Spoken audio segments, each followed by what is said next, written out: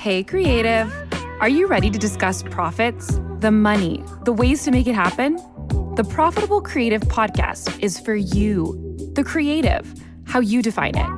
Videographers, photographers, entrepreneurs, marketing agencies, you get it. CEO of Core Group and author Christian Brim interviews industry experts, creative entrepreneurs, and professionals alike who strive to be creative and make money at the same time. Sound like you? Tune in now. It's time for profit. Welcome to another episode of The Profitable Creative, the only place on the interwebs where you will learn how to turn your passion into profit. I am your host, Christian Brim. Special shout out to our one listener in Vernal, Utah. I have not visited Utah before, except going through the airport at Salt Lake, but that doesn't really count. My wife and I are traveling we're driving up to the Grand Tetons and back down through Utah. So I'm looking forward to that next month. In any case, welcome to the program, Ed Ventures. I keep wanting to pronounce it Ed Ventures. Ed Ventures of IRL Ventures. Welcome to the show. Hello. Thank you. Thank you for the intro. Yeah, I have a lot of people think that my last name is Ventures. It's not. It's a stage name. But it's funny. Like if my name was something like crazy, like Ed, I don't know, like technology, then no one would think my last name was technology. But Ventures is close enough. So yeah. No, I mean, I totally thought it was Ventures. But have you been to Utah, Yeah. Ed? I have not been to Utah. Okay. I only recently started going out west. Uh, I've been to 35 countries, but I've barely explored the U.S. I've been up and down the East Coast, and then I've been to California. So where do you reside? Oh wait, Michigan too. I've been. I'm in the Northeast. I'm in the New York City metropolitan area. Okay. So I'm right outside of New York City. Okay. Well, we're driving. So this is like a 2-week deal here. My wife and I, if are there any headlines? She killed me. It was her fault. She killed me. 100%. So why don't you tell the audience what IRL Ventures is and how you got started with it? Yeah. So IRL stands for in real life, if you didn't know that. So IRL Ventures is for travel video creators and IRL streamers, who is me, basically. So I made the podcast for myself. It's very selfish. Nothing wrong with but that. It's like basically for people like myself people like myself, the intended audience is like people like myself who are getting into content creation, specifically having to do with travel, international culture, language, travel vlogs, live streaming while going around the world or different cities, like around your town even, but just whatever you're doing, not behind a computer screen.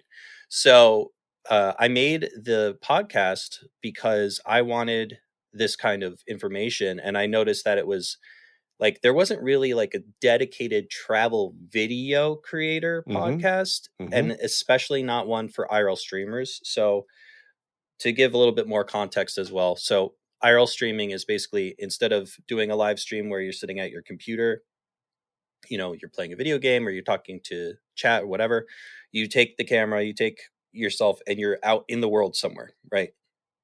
So you could be at a restaurant talking about the food. You could be in a different country, walking around a new city, whatever. But you're out and about, and so it's under the umbrella of travel video creator, obviously. So I'm pretty sure I'm the first podcast to focus specifically on IRL streamers and travel video creators. So I saw this kind of gap in the market, and I thought, okay, so I don't want to be like everyone else. I don't want to, shout into the void of 1,000 voices. So let me be that one kind of unique space. And it's also what I am doing in content creation. So it's a perfect fit. So a couple of questions there.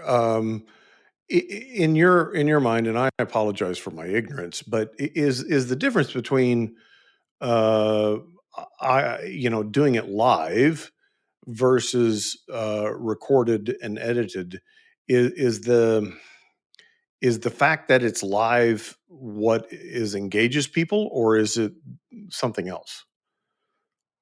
Yeah, I mean, I think that's definitely part of it because you can be part of the content basically. Okay. So, with really popular live streamers, of course, they have thousands of viewers and the chat goes by a mile a minute and you can't really Right. read everyone's individual messages, but you could kind of scan, like if you're a super popular, live streamer, you could kind of scan and see what the general like keywords or questions are that keep recurring, blah blah blah blah, everyone's saying this thing. And so you can, instead of like replying to a single person, you're like replying to this group, right? So it's a very interesting thing. And when you're a small streamer like myself, if there's someone in the chat, which is great, then basically they ask you questions, they talk to you, and you're directly communicating with them live. So Okay. if you're out there and you're eating this, food, and they're like, "Well, how spicy is it?" And you're like, "Well, it's pretty spicy, but it's not. I can still handle it, or whatever." So like you're engaging directly in the content, and obviously watching everything unedited as it unfolds. So that's the appeal versus like the produced content. Okay. So, what would you say the distinction between IRL doing something live streaming in real life as opposed to somebody doing, watching Twitch and watching someone play Call of Duty?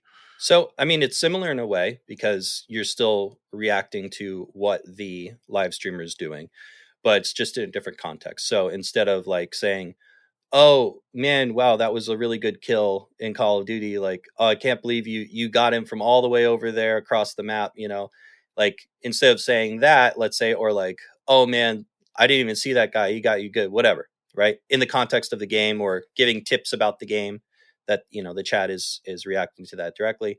Right. Instead, it's just about what's going on, who you're with, what you're doing, where you are, questions about, like if you're traveling to a different country, questions about, hey, what's the culture like? What's the, the food like, whatever. Or if you're in your own country and there's viewers from across the world, they can ask you about like, hey, well, what's the deal with this culture in your country versus because in my country it's like this, blah blah blah. So it's there's all different things. Got it. And with IRL streaming, it's unlimited because anything that you can do, basically, you can stream it. You can stream driving a car. You Right. can stream, you know, jumping out of a plane with a parachute. Whatever. No, you can't because I'm not. I mean, you might. The I'm not. hypothetical you, yeah, Hypothetical. yeah. I've never done that, but I would love Really? to. Like, Oh yeah, I went bungee jumping, and that's way more dangerous. So I'm a pilot and not a very good humble one brag. or a very seasoned one, but the only reason I'm jumping out of a plane is if it's going down. Like there's no. Um. So my question to you is what was you said you started this to kind of scratch your own itch. What was Yeah. the conversation that wasn't happening that you wanted to have happen? So, or in other words, what do you talk about on the show? Right. So I was a travel vlogger, right? I had a YouTube channel for years. It's not that it's successful or anything. I've been doing it since 2017. But, I was doing that format on and off, you know, the consistency, ebbing and flowing. And I kind of got back into like this creative mode. And I was like being more consistent. I was like, okay, I'm gonna do it. It's going. And I was feeling good about it. And then I have super bad insomnia. So every night Hmm. when I go to sleep, I listen to either audiobooks or lately it's been podcasts, past couple of years. So, just something to like take my mind out of my thoughts and into, this other world or whatever is going on so that I can relax and go to sleep. So I started consuming a ton of podcasts and I became interested in it. And I saw on Meetup, which is an app and a website, there was this meetup for Podfest, which is like Yeah. a podcasting convention. Hmm. And so it was free, and I was like, oh, there's free food there. Okay, I'm there. cool. So I went there. I met a bunch of these like really nice people, very open. And I was like, okay, there's a positive community. And they're all like, you got to go to Podfest. You got to go. And so I was like, okay. So I went, and then I was like, okay, I'm going to learn all I can here about podcasts. And I had this idea of like the IRL Ventures podcast, but I wasn't sure like how like, much of a actual podcast it could become, or if it was like not that great of an idea. So I went to Podfest. It's like a several day convention, met a bunch of people, and basically that kickstarted the podcast because I met all these people that could be guests, all these mentors, and I figured out what programs to use and all this sort of stuff. And that was awesome. And so then when I started creating the podcast, I wanted to talk to people who were involved in any aspect of travel video creation that could help someone like me who's not as successful, not a monetized, you know, content creator. And basically, they tell you to pick your avatar of like who is your ideal listener, Right. right, or viewer. And I was like, well, it's me, right? So people that are just like me. So I don't go on the podcast, host the podcast pretending to be an expert at all. I say the opposite. I'm like, I'm learning with you, and if you want to learn with me and like we can grow together, then that's awesome. So basically, it could be about the financial aspect, it could be about technical aspect of different cameras and mics and stuff to use. It could be people's crazy travel experiences that they had, how to deal with different issues that come up as being in, and some of them are a little bit more general to being creators, but I try to be as specific as possible to travel video creators and IRL streamers, because that's the niche that I think is not being fed very specifically, Right. especially in the world of podcasts. Okay. So, one of the things we talk a lot about on this podcast is the business / finance aspect of it. Mm-hmm. But a lot of times it's very rudimentary. Like, what's the target customer? What's the problem you're solving? How do you price it? Not like tax strategies. That sounds awful. Um, what are the? I mean, it sounds like you've been doing this off and on, some success, but not enough to like, you know, satisfy your financial needs completely. Like this isn't your full-time gig, Mm-hmm. right? Yeah. Is that accurate? Yes, that's accurate. I do freelance video editing and some light contract stuff. Okay. So that's related, but it's not my content, Yeah. Okay. So what in you went to Podfest, you got inspired, and you said, I'm going to do this podcast. How has that impacted your business of either video editing or your IRL stuff, So I think that, your live streaming stuff? yeah, absolutely. So I realized recently that actually IRL things, like being in person and, networking, communicating face to face, is really powerful. And, you know, I didn't realize actually how powerful that still is, because, I was like, well, we have the internet, we have Zoom, we have phone calls, whatever. But still, at our base, at our core, humans are face to face, community minded creatures, right?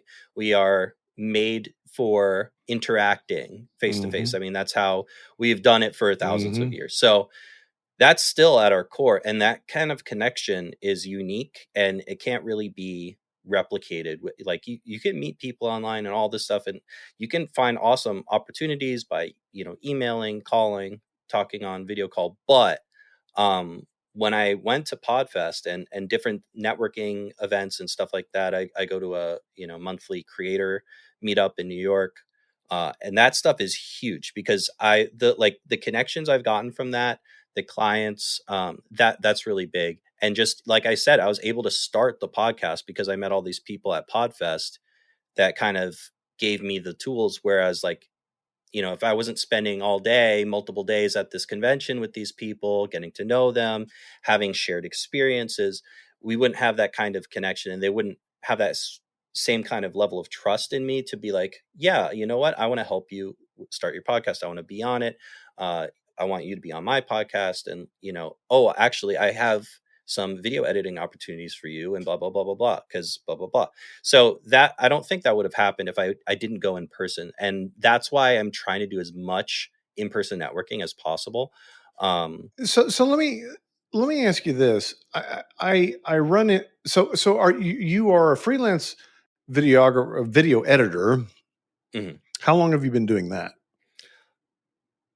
Since 2019. Okay, so a while. All right. So one of the things that I find creatives struggle with is finding this uh, business. I don't like to use the word model, but it's really it's like bringing the business part of it into the creative part of it, and like they're Mhm. good at the creative, they enjoy whatever it is that they do. But to what I think you described it, how do I get it fully monetized, right? Yeah. And I think the struggle is flipping that. It's really a fundamental thing. It's a simple thing, not necessarily an easy thing. It's flipping that thought process from essentially I have a skill and I'm looking for work to being a problem solver. Mhm.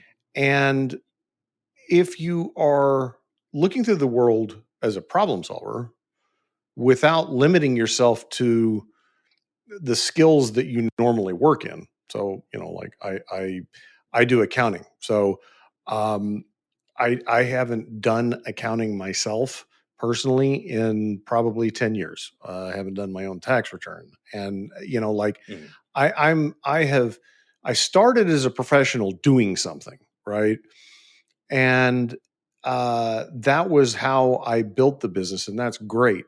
But really, where it took off was when I changed that mindset from uh, a professional providing a service to a problem solver and saying, okay, what problems do I see with the people that I'm already doing business with? I'm not going out and looking for trouble. I'm dealing with the clients and the people and the vendors and the people that I'm dealing with. And what do I see? Um, that allows you to have a lot more opportunity to create a business than just be someone that that does a service. Because I hear this all the time. It's like, I'm out here pitching myself. I'm out here trying to get work. I'm hustling, and you know, one question I love to ask is like, okay, as a video editor, I'll ask you, why do I hire you, Ed, the video editor, over Mhm. all my other options out there? Yeah. That's And a your great answer question. would be, I'm No, going to put like, you I on the mean, spot. honestly, that I think there's a lot of reasons why I am struggling business wise with the video editing.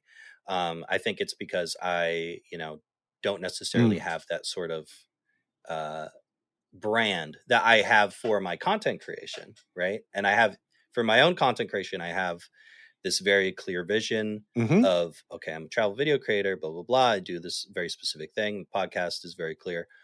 When it comes to video editing, I'm like, I'll do anything because I could do it and I need money. So I mean, it's like, look at my portfolio. Do you like it? Right, right, Does it right, seem good to right. you? Then I can do similar things for you. I could do live streaming. Well, which would you prefer? If would you prefer to have your content creation make money or your video editing make money? Which would you prefer? I would prefer to have content creation make money Okay. because So, it's more personally fulfilling. yeah. And, I've already stipulated by asking dumb questions, like, I don't really understand what you do. I mean, as a bit, I mean, I don't consume it. I don't produce it. So I I found it fascinating when my teenage son was playing video games or watching Twitch, and I'm like, what is this? Mhm. Like this, like, so this is new to me. It's not from experience, but I guess my question would be, you know, obviously most content creators um, monetize by, I guess, one of two ways. You've got subscription, um, and then you've got, you know, Mhm. ads, Yeah. you know, content. I mean, promotional items, etc. Um, is there a third way to make money as a content creator that I'm not aware of? Well, I guess kind of similar to you and your book, right? So you can have Mm, physical products as well, or mm, digital products, mm-hmm, right? Coaching, mm-hmm, different things. I'm not interested in coaching mm-hmm. because I don't pretend to be an expert, and I don't think I have like anything worth like coaching someone for money. I feel really weird about that. And I'm also not Mm-hmm. passionate about coaching um Yeah. personally. Okay. So that's something that, like, when, for example, when you look on YouTube for how to make money as a video creator, how to make money as a YouTube, it's like they all want you to do what they're doing, which is teaching people how to make money All right. as a video creator. And I'm like, Sounds a lot like you're Amway. just telling me how to, yeah, you're telling me how to do what you're doing of, but like, if I need you, why would I, No, yeah, no, sell yeah. that to someone else if I'm learning from you and and if that's not what you're passionate about teaching success, like, why do it? So anyway, that's a tangent, but I'm personally not really interested in that. But yeah, I think that would be another way that you could make money as a content creator. And it's kind of a You could chicken also and the do like egg. sponsored posts, sponsored ads. Yeah. I had a conversation with a creator or a creator influencer agent in California last year. And I guess 5 years ago, that wasn't even in a business. But now there are a bunch of agencies that represent content creators. Hmm. And he was saying, so he'd been in it since the inception. So he'd done it for 5 years. And he said what he had seen was there are, oh, I'm so sorry. Please hold on. I got this new clock. It was a joke gift. Oh, that's a clock. It's a bird clock. And I normally don't run uh, my shows across the top of the hour, so it's never been an issue. But today it is. Okay. So anyway, he's been back. That's a blue jay, by the way, in case you were wondering. You go okay. you go back 5 years ago. You had to have a whole bunch of followers to make money as a content creator. Yeah. But he said he's seeing uh, influencers down with like 50,000 making getting sponsors and endorsements and ad Hmm. revenue. Um, but it all has to do with the engagements. Yeah. And that to me speaks to like how tightly you understand the audience, who your listener is, what they're about and what they want. Um, how far along that journey are you with your podcast? So it just started this summer, basically launched it. I Okay. had a whole launch party in New York City for the podcast. I didn't get Got invited. I, around. I just I didn't know you yet. If okay. I did, you'd get an invite, but you'd have to make it to New York. So I'm not paying for your I'm flight. I'm I'm down to But you are a clown. pilot, so you could, Yeah. fly over. But anyway, so I had about like 100 people. Um, I put a lot of time and effort into this like launch and stuff. So Hmm. it just started. So basically what I do is I live stream the podcast on my Nice. Twitch channel, and then I have a little bit more edited version with, enhanced audio, etc. Uh, that goes on my YouTube, and it also goes on Spotify and, the podcast platform. So that's kind of how I do it. I think I'm on my 7th episode that is formally released right now. So yeah, so that's how I just getting started. So the viewership and listenership isn't super high. Sometimes I'll get people in the chat when I do the live stream, which is cool. And sometimes they add questions. But right now it's not super high, to be honest. Yeah. I Well, believe in being totally transparent, and this I is think this is when the reality. I think when I started this podcast a year ago, and we'd get like 18 downloads in a month, I Mhm. was like, huh, okay. Um, and I kept talking to people like Alex Sanfilippo and the people that have experience in podcasting. Is like, no, dude, you got to be in it for 100 episodes before you see anything. Yeah, Which is normally 2 exactly. years. We went to twice a week in the fall and have kept up that pace. Wow. But I guess it's like anything, you have to build the audience, and the audience doesn't just get to you. I mean, it's I guess it's marketing 101, but I think you have an interesting leg up on that, in that the community element. And I agree with you that there is this craving for in-person connection. Hmm. I see it with creative entrepreneurs specifically, and something like Podfest would be one of these things where Yeah.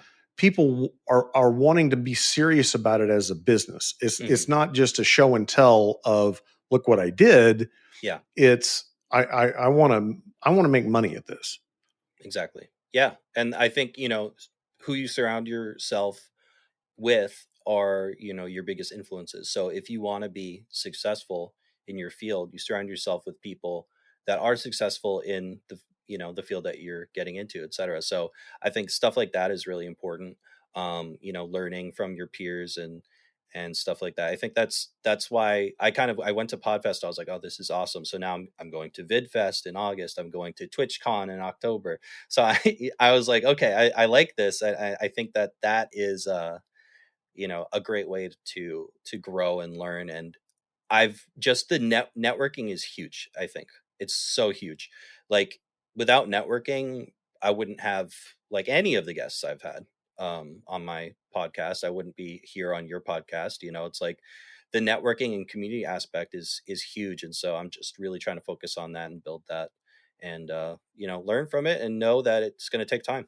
And the fact that your content is predicated on being there in person Hmm. is the leverage that I'm referencing. Like, I'm not going anywhere. I'm sitting in this chair, so my leverage is non-existent in that regard. But I guess my question would be to you, if you were going to quantify the number of IRL content producers out there, do you have a guesstimate as to what that number is? I mean, not really, because it's difficult, because there might be people that How are you going to consume, define it? yeah, like certain kinds of IRL content, or they might only be interested in, oh, I want to watch people in Japan only, or whatever, or Hmm. Hmm. the Spanish language market versus the English language market versus the Chinese language market versus the Japanese language, and there's all Hmm. these little things. So I don't have those numbers. That's actually an interesting thing to learn about. But I mean, there's a lot, and it's growing very, very fast in popularity. There's juggernauts of the IRL streaming world that are out there that are very popular with especially younger, like Gen Z, Gen Alpha viewership, that are, like I've seen IRL streamers on, when I'm out at the bar and there's a commercial for Dick's Sporting Goods, Right. and I see iShowSpeed, who is uh, one of, if arguably not the biggest IRL streamer right now, and he's, in this commercial with these sports superstars for this major company, Hmm. and it's like I'm in a bar and I'm seeing that. So it's like, and people might not notice if they're not in that world, like, who is this guy? But Right. he's got enough clout, he's got enough pull that he's in Right. a nationally syndicated commercial for a major brand with AAA sports stars, collaborating with him. And I forgot, it was like, I don't know, I'm not into sports, but it was like, I don't know, Brett Favre and whoever, people like that. So, Okay. the pull is massive. And I think the thing that is the limiting factor is because it's kind of new, it's very technically difficult to do, actually. People think you can just like take your phone and, start live streaming, but there's a lot more that goes into that.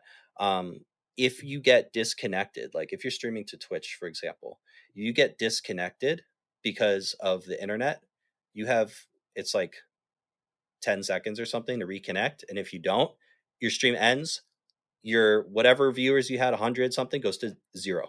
Then you have to restart a new stream. Then people have to go back to your page and click back on your new stream. So that's, having disconnect protection is huge, but it's not easy to do. It took me 3 weeks of self-taught YouTube University, Reddit, Discord, all this stuff of trying to figure this out. 3 whole weeks of just troubleshooting until I was able to just use my phone in the proper way to do IRL streaming, where I had disconnect protection. I could switch scenes on my phone. I could say, okay, I'll put a be right back screen if I'm going, to the bathroom, or I'm using my credit card or whatever, something I don't want chat to see.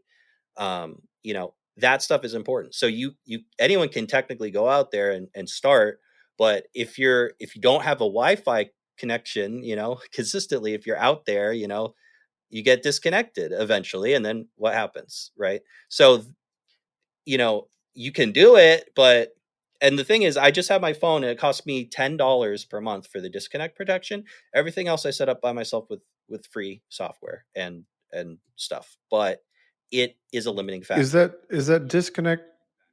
Is the disconnect protection through a service provider, like It's a wireless provider, or? Bela Box Cloud. So it's an independent, I think it's one guy who just created this solution and made it accessible, $10. And so that's the other thing too, is like it's very community driven. The other people that I learn from are other people in the IRL streaming community, right?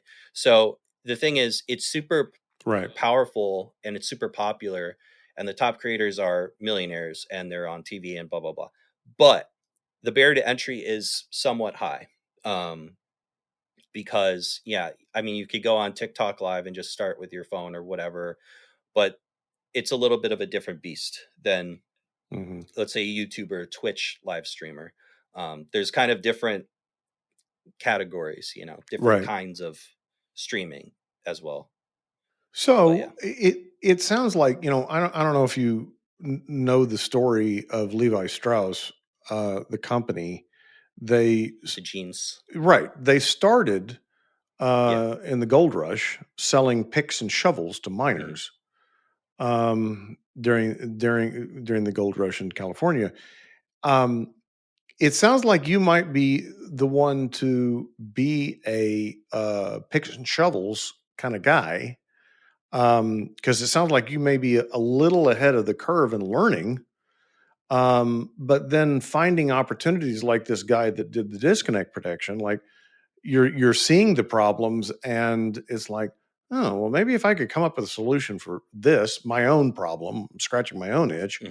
It sounds like you're in a very intriguing space. Like, it sounds like a great opportunity. Yeah. I mean, that's why I started the podcast, because I noticed there wasn't one. But, even just like, most of my opportunities of people now that I'm getting on the show, on my podcast, are from me engaging in their IRL streams and being a chatter, and them getting to know me, and in a couple cases then meeting in person in New York, and then basically inviting them onto the podcast. And sometimes I do it in the chat, and they're Okay. replying to me on their live stream about my podcast. And then I have people interested in talking to me, and they're like, oh, so you're a streamer too? Oh, you have a podcast, blah blah blah. And that's, now I have someone that, so there are these things called streaming backpacks that are basically like a computer in a bag. Okay. That is like a step up from just using your phone, right? Okay. So you have all this stuff in there. It's complicated. If you bought one ready to go, it'd be the cheapest you could find pre-built is maybe $1,600, $2,000 cheapest, but they're Okay. normally $3, $4, $5, $30,000 up to that range, right? Depending That sounds on like the level solar you're talking backup about. going off the grid kind of. I mean, you can get crazy with it because first of all, instead of using your phone, you can use a professional DSLR camera, 4K. You can use like these professional mics. You can have it linked up, whatever. So it's this whole thing, and you have like a bonded internet connection with different carriers, so that it combines like Verizon and T-Mobile and AT&T, and then puts them into one super strong connection, and then you can switch between everything and whatever. So I found someone through one of my podcast guests, who's my friend, and I found them, and they just started. They built IRL streaming backpacks for like 10 people, and Mhm. I'm like the 11th. And with me, they're like, I gotta start charging you because this is becoming like a thing. Like I Right. just started helping out my friends, but like now I'm actually like I can create a business from creating these Yeah. backpacks for people because it's technical, and they're in computer science, so they know how to kind of program the stuff that I don't have that background. So basically the parts, and I had some stuff already. It cost me like $400 Okay. for all of the parts basically, Okay. and then I'm paying him 250 Okay. for his labor. So you put that together, right? It's cheaper than the cheapest streaming Yeah. backpack. And the thing is, it's like, those kinds of opportunities exist out there to do that. But I would have never had that opportunity. I would have had to save and save up for these $3,000 backpack if I wanted to get to the next level, or build it myself. And I don't have that capability, like Right. technically, Hmm. right? So because of networking and because of the community aspect of live streaming, I found this person through the chat of someone else's stream, and they had built their backpack. And so they're like, oh, I can help you out and blah, blah, blah. And now they're going to be a guest on podcast talking about, hey, how can you create your own backpack and all this stuff. So it's just great. Like the networking and the community aspect is awesome. And it's what drives everything for me. I've noticed any success I've had recently has been through networking and community. But yeah, so that I just want to emphasize like how important that has been.